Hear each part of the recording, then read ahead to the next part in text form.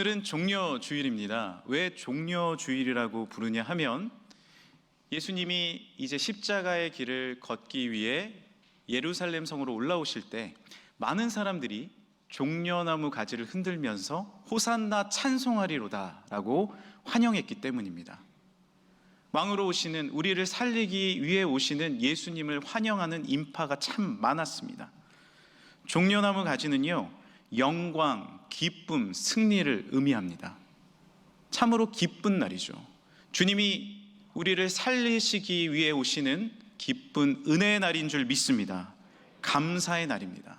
그런데 그 이면에는 사실 주님은 우리를 위해 죽기 위해 올라오고 계셨습니다. 모든 것을 내려놓기 위해 올라오고 계셨습니다. 중동지방에서는 이 종려나무를요, 생명나무라고 부릅니다.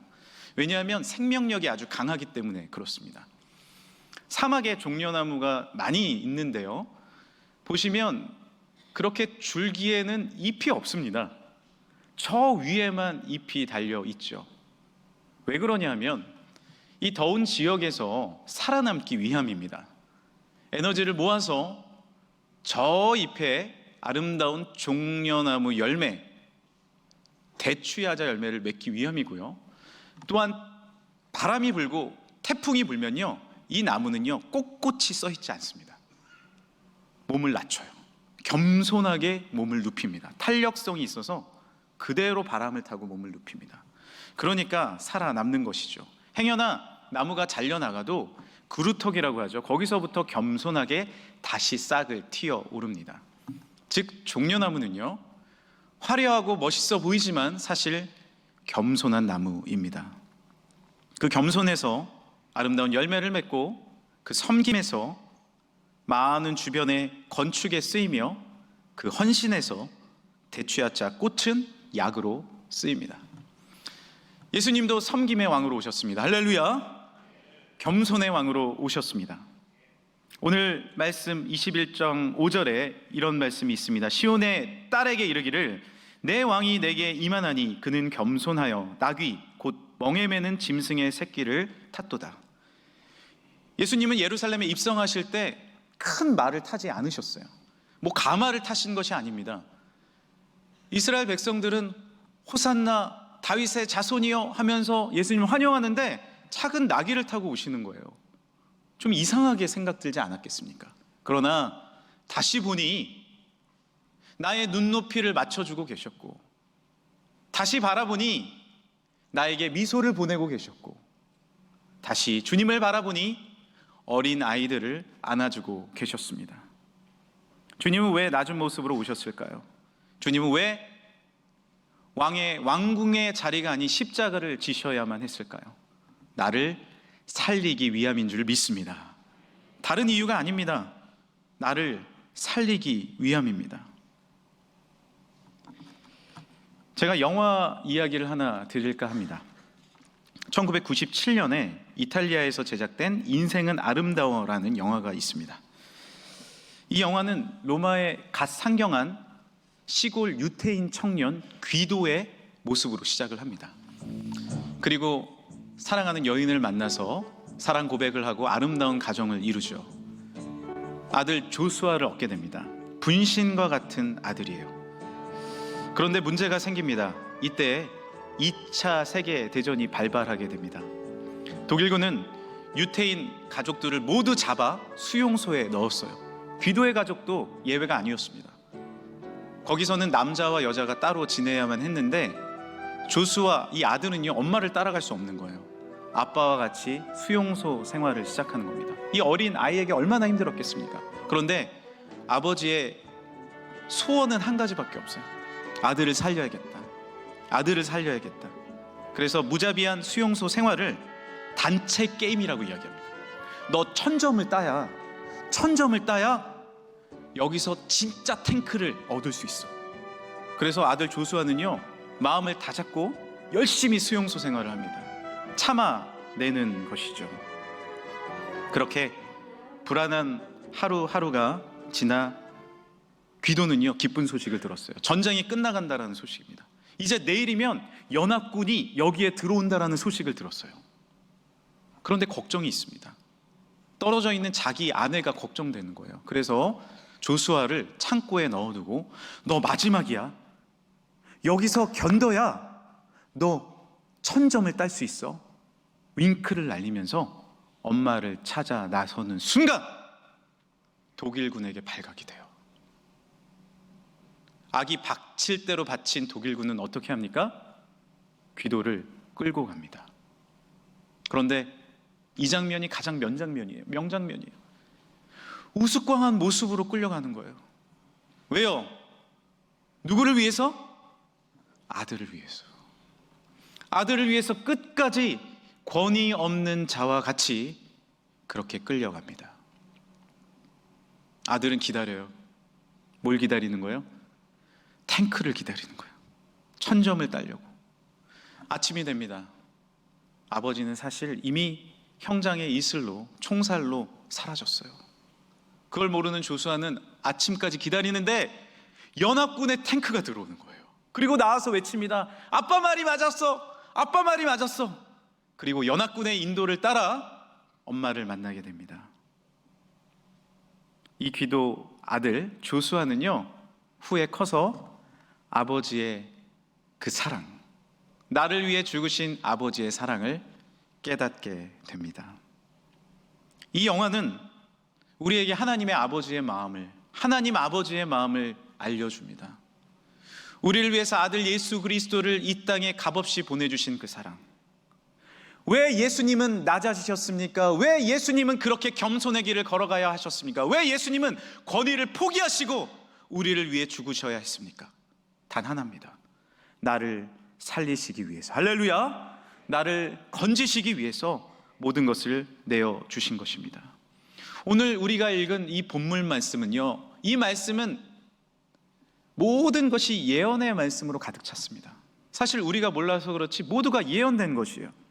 스가랴 9장 9절입니다. 우리 함께 읽어볼까요? 구약의 말씀이에요. 시작. 시온에 따라 크게 기뻐할지어다. 예루살렘에 따라 즐거이 부를지어다. 보라, 내 왕이 내게 임하시나니 그는 공의로우시며 구원을 베푸시며 겸손하여서 나귀를 타시나니 나귀의 작은 것 곧 나귀 새끼니라. 예수님은 이 예언을 성취하셨습니다. 그래서 겸손의 왕이 되셨습니다. 우리를 위해서 권위 없는 자같이 낮아지셨습니다. 또 어떤 예언을 이루셨습니까? 사람들이 호산나 다윗의 자손이여 라고 찬양을 올려드립니다. 이것도 예언이에요. 이사야 11장 10절입니다. 그날에 이사야의 뿌리 곧 다윗의 자손에서 한 싹이 나서 만민의 기치로 설 것이요 열방이 그에게로 돌아오리니 그가 거한 곳이 영화로우리라. 아멘. 예수님은 우리를 살리시기 위해서 이새의 작은 뿌리로 싹으로 나오셨습니다. 그리고 우리에게 모든 생명을 내어주셨습니다. 모든 것이 언약을 이루시는 약속의 말씀이에요. 예수님은 구약의 그 약속을 지키신 거예요. 내가 너를 살리러 가겠다. 내가 너를 끝까지 사랑하겠다. 나의 목숨까지 내어놓으며 권위를 포기하고 내가 너에게 가겠다. 모든 것을 내어주신 것입니다. 여러분, 장거리 연애 해보셨습니까? 청주에서 청주는 장거리 연애가 아닙니다. 서울에서 부산 연애하시는 분들이 있어요. 부산에 약속하면 지키려고 갑니다. 왜요? 사랑하니까요. 여기 계신 자녀분들 중에 미국에서 유학하시거나 살고 계신 분도 있습니다. 마음은 어디에 있는 거예요? 늘 천리말리 떨어진 미국에 있는 거예요. 위에서 기도해 주는 겁니다. 멀리 떨어져 있지만 마음의 사랑의 약속을 지키기 위해서 늘 중보의 기도를 합니다. 왜 그렇습니까?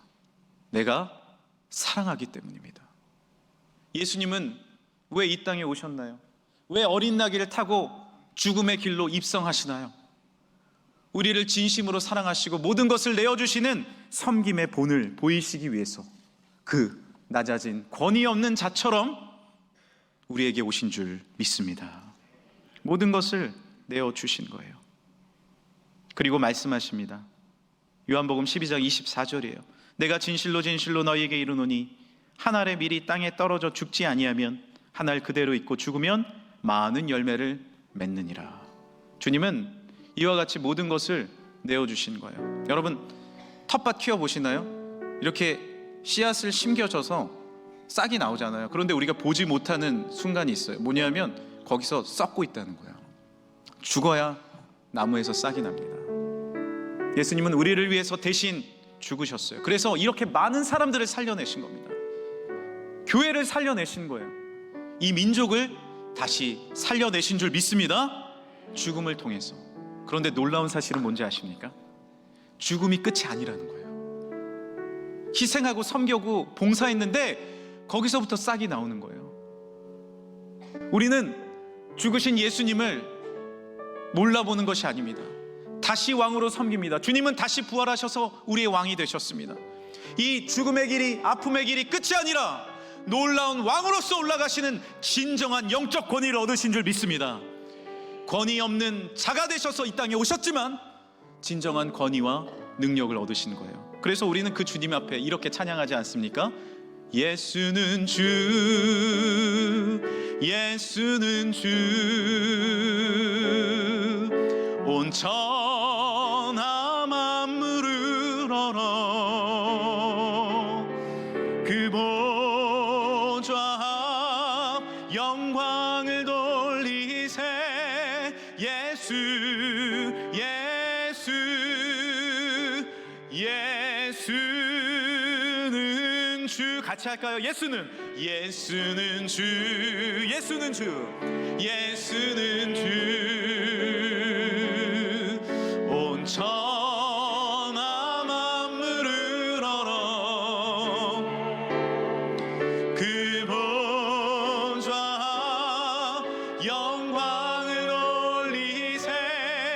예수, 예수, 예수는 주. 할렐루야. 주님은 진정으로 우리의 주가 되셨습니다. 섬김의 왕, 겸손의 왕, 능력의 왕이 되신 줄 믿습니다. 오늘 이 성만찬은 어떤 의미입니까? 주님은요, 우리에게 모든 것을 주신 거예요. 다 주신 겁니다. 몸과 피와 모든 생명 다 주셨어요. 그런데 그 생명을 받은 우리가 어떻게 됐어요? 다 살아났어요. 다 살아나셨어요. 이것이 바로 성경의 법칙입니다. 할렐루야. 오병이요, 자신이 갖고 있는 작은 도시락 예수님께 드렸어요. 나의 권리와 나의 모든 권위, 나의 것을 포기했습니다. 그런데 모든 사람들이, 어른만 5,000명, 모인 사람들이 20,000명 모두 먹고 12광주리가 남은 줄 믿으시길 바랍니다. 이것이 바로 섬김의 법칙, 희생의 법칙인 겁니다. 이제 우리도 권위 없는 자가 되어야 합니다. 더욱 섬기며 희생하며 나누는 삶을 살아야 합니다. 엄마 반성문이라는 책을 쓴 이유남 권사님이 계세요. 교장 선생님입니다. 이 권사님이 교사의 시절에 많은 학생들에게 아주 엄격한 교사로 소문이 났습니다.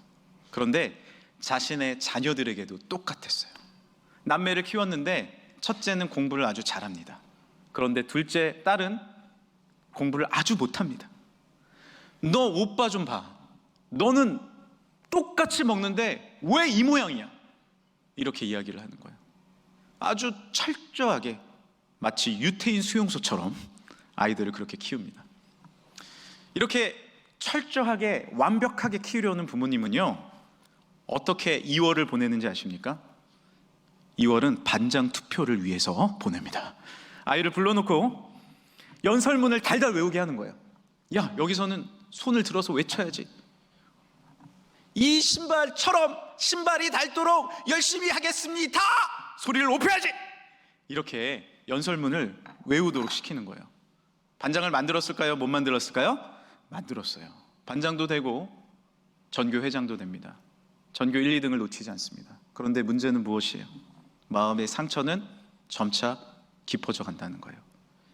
이윤환 권사님은 이렇게 표현합니다.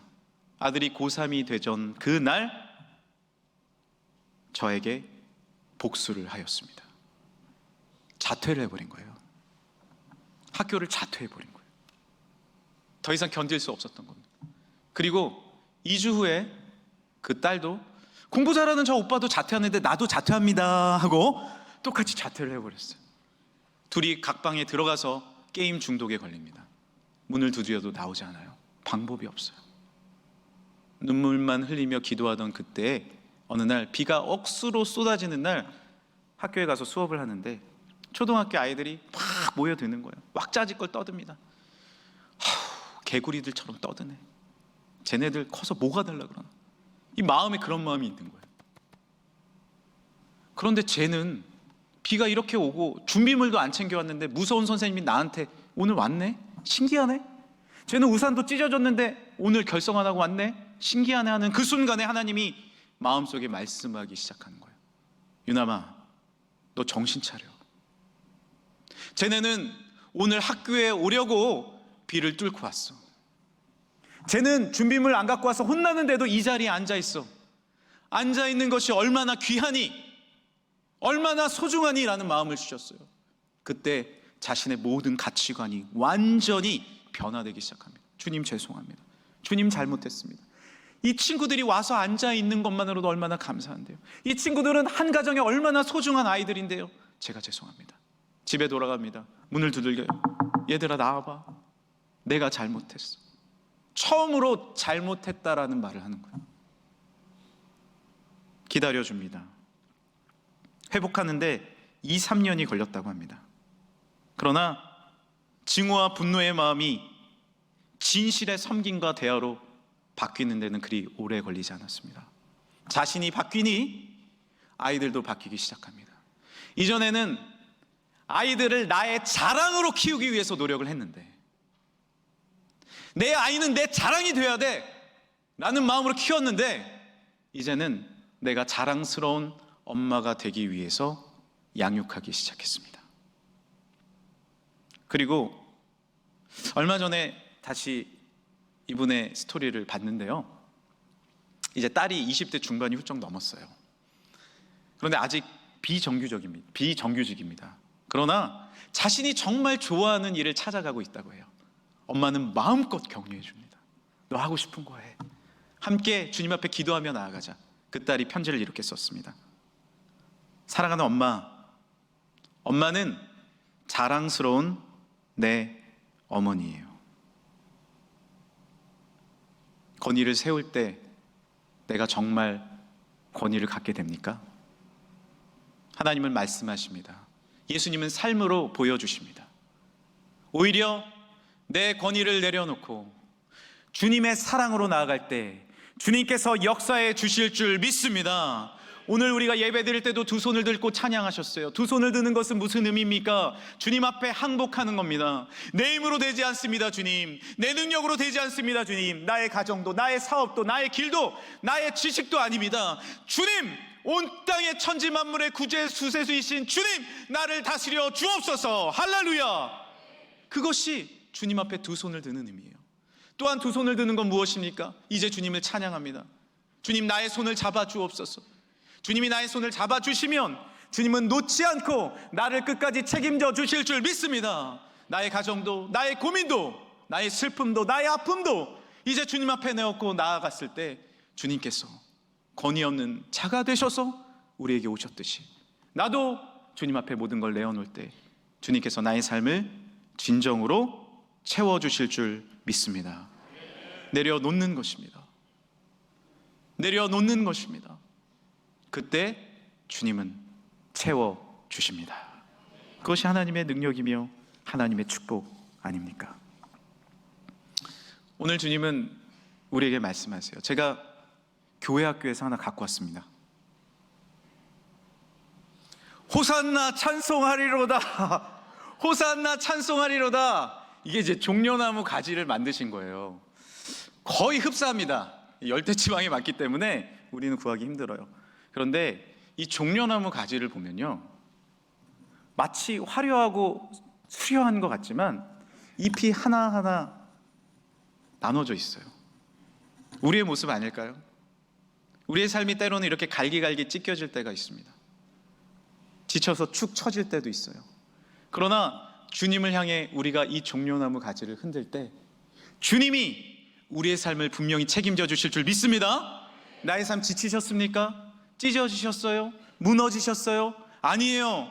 오히려 나의 세상의 권위를 내려놓고 진정한 섬김의 왕이 되신 우리를 위해 모든 것을 내어놓으셔서 진정으로 높임 받으신 예수 그리스도를 찬양할 때, 나의 두 손을 들고 주님을 높일 때 주님께서 나의 삶을 책임져 주실 줄 믿습니다. 호산나는 무슨 뜻이에요? 주여 구원하소서, 주여 구원하소서, 그 뜻입니다.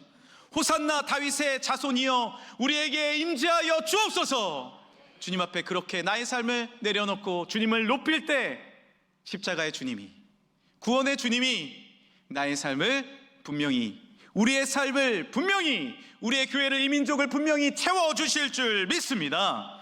이제 마지막으로 한 이야기 드리고 마치겠습니다. 저는 작년 이맘때 서울 여의도에 있는 월드비전 본사에 찾아간 적이 있습니다. 미팅이 있었고 또 월드비전 소개를 들었습니다. 거기서 만난 분이 한국 월드비전 대표이신 조명환 회장님입니다. 그 회장님은 수수하시고 참 옆집 아저씨 같았어요. 그리고 참 친절하셨습니다. 겸손하셨어요. 그런데 알고 보니 이분은 박사과정 때 1989년 에이즈 진단 시약을 세계 최초로 개발한 분입니다. 2009년 세계 3대 인명사정 중 하나인 ABI의 아시아 올해의 인물로 선정된 분이에요. 그런데 더 놀라운 사실이 있습니다. 이 조명원 회장님은 어렸을 때 너무 힘들고 어려워서, 전쟁 이후에 가정이 너무나도 어려워져서 월드비전의 구호를 받은 분이에요. 돈이 없어서 학교를 못 다닐 뻔했습니다. 학교에서 늘 꼴찌였대요. 나는 아무것도 못할 줄 알았대요. 근데 미국의 에드나 넬슨이라는 아주머니가 월드비전을 통해 이 조명한 어린이를 돕기 시작한 거예요. 45년 동안 매달 $15씩 보내준 겁니다. 그리고 늘 편지와 함께 보내줬는데 편지 말미에는 똑같이 이렇게 써 있었습니다. 하나님은 너를 사랑하셔. 그 사랑을 신뢰하렴. 나도 널 위해 기도할게. God loves you. Trust His love. I pray for you. 내가 너를 돕는 게 아니라 하나님이 너를 돕고 계셔. 내가 너를 위해 기도하지만 천리말리 떨어져 있지만 주님이 너를 돕고 계셔. 이제 믿음으로 일어나 하나님 보지 않을래? 겸손하게 보이지 않는 곳에서 그렇게 돕는 한 사람의 손길이 조명한 회장님을 탄생시킨 겁니다. 그리고 보이지 않게 겸손하게 주님 앞에 나아간 이 손길이 한 사람을 살렸고 그 사람이 전 세계 어린이들을 돌보고 있는 것입니다.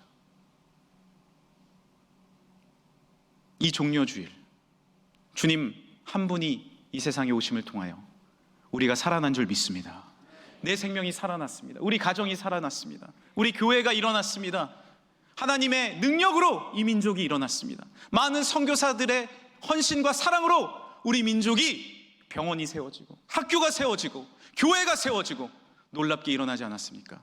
이제 우리도 주님이 그러하셨던 것처럼 나도 권위 없는 자가 되어 헌신하며 봉사함으로 가정을 살리고 이웃을 살리는 진정한 영적 권위를 세우시길 간절히 소망합니다.